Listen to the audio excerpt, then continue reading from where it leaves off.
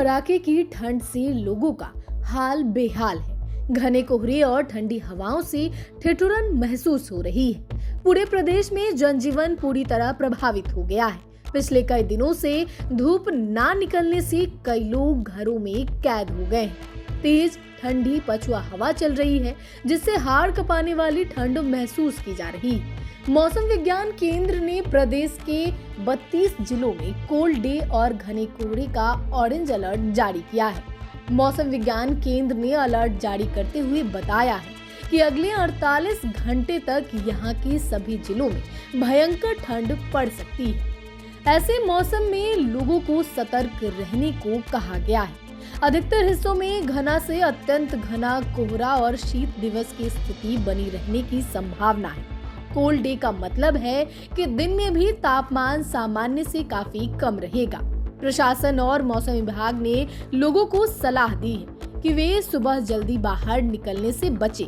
घना कोहरा रहने से विजिबिलिटी बहुत कम हो सकती है। इससे सड़क, रेल और हवाई यातायात प्रभावित हो सकती है। सुबह और देर रात के समय वाहन चलाने में सावधानी बरतने की सलाह दी गई है। कोहरे की वजह से 22 फ्लाइट ने लेट से उड़ान भरी।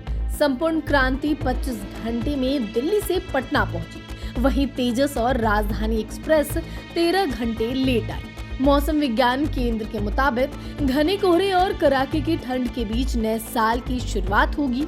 दिन में धूप निकलेगी, लेकिन ठंड से राहत नहीं मिलेगी। शनिवार को बिहार के 7 जिलों का न्यूनतम तापमान 10 डिग्री सेल्सियस से नीचे दर्ज किया गया, जिससे शीतलहर जैसी स्थिति बन गई है। तापमान की बात करें तो पिछले 24 घंटे में दिन का अधिकतम तापमान 14.6 डिग्री सेल्सियस से लेकर 24.1 डिग्री सेल्सियस किशनगंज के बीच दर्ज किया गया। गयाजी सबसे ठंडा जिला रिकॉर्ड किया गया। यहाँ का न्यूनतम तापमान 5.4 डिग्री सेल्सियस दर्ज किया गया।